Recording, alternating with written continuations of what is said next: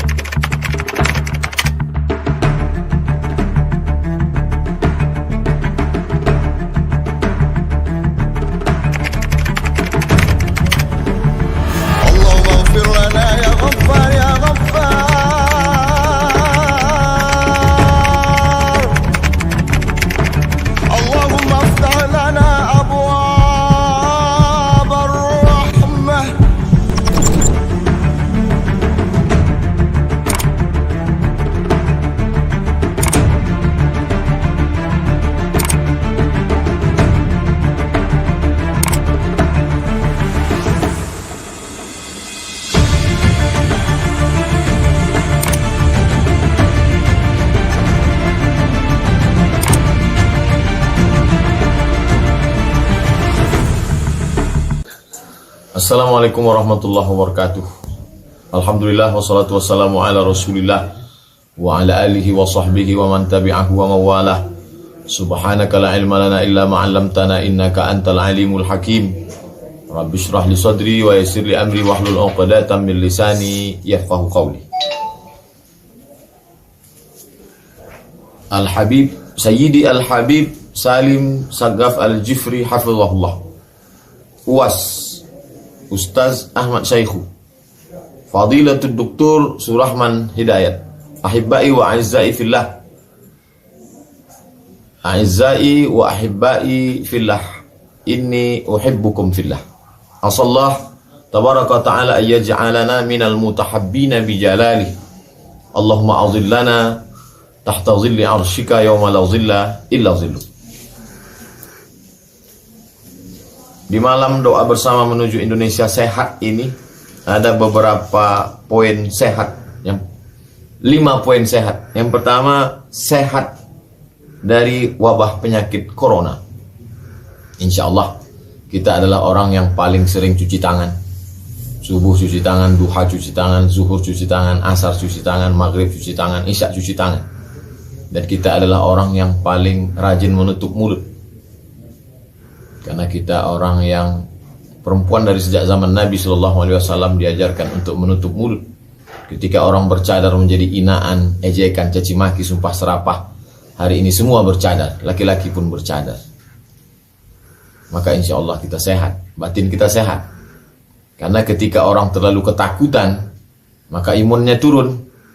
Maka kita, alhamdulillah, rasa takut kita sudah habis kepada Allah. Sehingga iman kita pun kuat. Kalau iman kuat, maka imunnya kuat. Kalau imunnya kuat, maka COVID terbang melayang.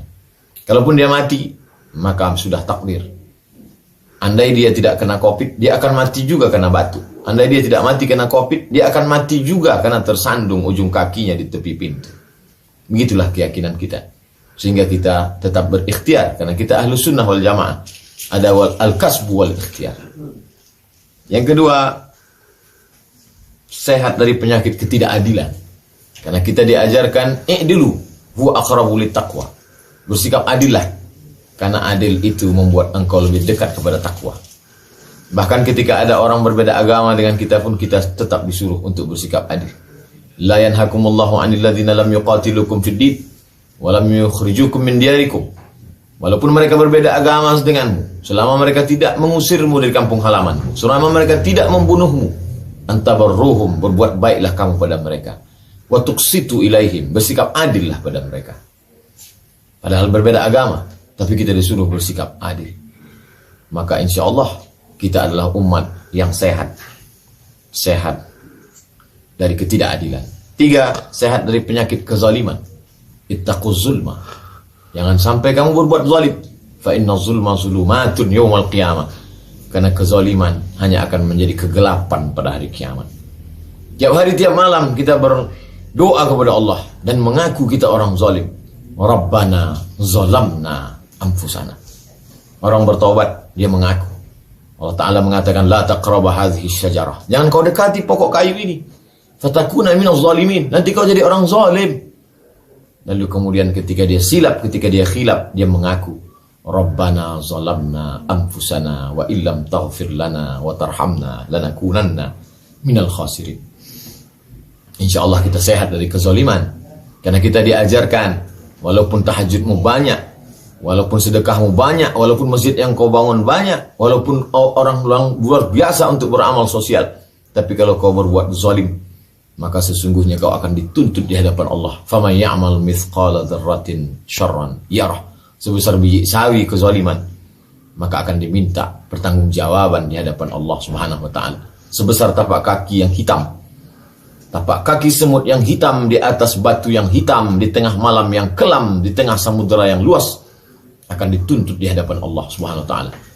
Kita selamat, kita sehat dari kezaliman. Yang keempat, sehat dari penyakit KKN. Datanglah Usamah ingin meminta kepada Nabi Muhammad SAW supaya diringankan azab Fatimah binti Aswad. Lalu kemudian merah wajah Nabi. Inna ahlaka man kana qablakum. Orang-orang sebelum kamu dibinasakan, dicelakakan gara-gara ini. Idza saraqa fihimus syarif tarakuh. Kalau yang mencuri itu orang hebat, orang mulia, bangsawan, dibiarkan begitu saja. Wa idza saraqa fihimud dhaif. Tapi kalau yang mencuri itu orang yang lemah, maka dia aqamu alaihil had, mereka tegakkan hukum. KKN tidak pernah terjadi, tidak pernah berlaku dalam Islam. Ada Abu Bakar Siddiq, sahabat, ada layaknya saudara kandung Sayyidina Ali, tapi justru yang diajak untuk naik ke atas Jabal Sur adalah Abu Bakar Siddiq. Sedangkan yang seperti saudara kandung ini justru diletakkan di tempat tidur yang resikonya lebih besar. Padahal kalau menurut logika akal, sahabatlah yang diletakkan di tempat tidur. Yang seperti saudara kandung inilah yang akan diajak ke atas, karena lebih selamat, resiko ini lebih besar. Tapi saudara kandung diletakkan di sana. Nabi SAW mengajarkan, untuk urusan yang berat, letakkanlah saudaramu. Tapi kalau untuk yang ringan, ajaklah sahabatmu. Tidak ada istilah KKN dalam kehidupan Nabi Muhammad SAW. Kalau kita ikuti itu, insya Allah kita sehat dari KKN. Yang kelima, sehat dari penyakit moral dan maksiat. Ittaqu fitnatan la tusibanna alladhina zalamu minkum khassah. Takutlah kamu terhadap perbuatan maksiat, karena azabnya ketika datang dia tidak menimpa orang yang zalim saja. Ketika dia datang maka semua kena. La ta'murunna bil ma'ruf, ajak orang berbuat baik, wa la tanhauna 'anil munkar, larang orang berbuat munkar. La yusikanna ayyab'atsallahu 'alaikum iqaban. Aku khawatirkan, kata Nabi, nanti akan datang azab menimpa kamu akibat tidak meninggalkan perbuatan keji dan mungkar, dan akibat diam melihat perbuatan mungkar.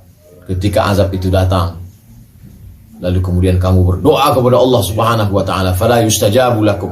Doa kamu tak dikabulkan. Yang kukhawatirkan bukan kebatilan. Yang kukhawatirkan bukan maksiat. Yang kukhawatirkan adalah ketika orang baik diam melihat perbuatan maksiat.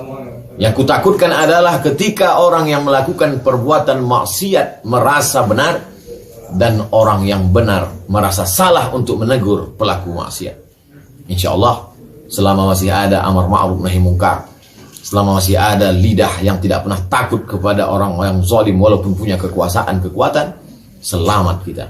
Maka sesungguhnya mereka bukanlah pengacau, mereka bukanlah perusak kebinekaan, mereka sedang menyelamatkan.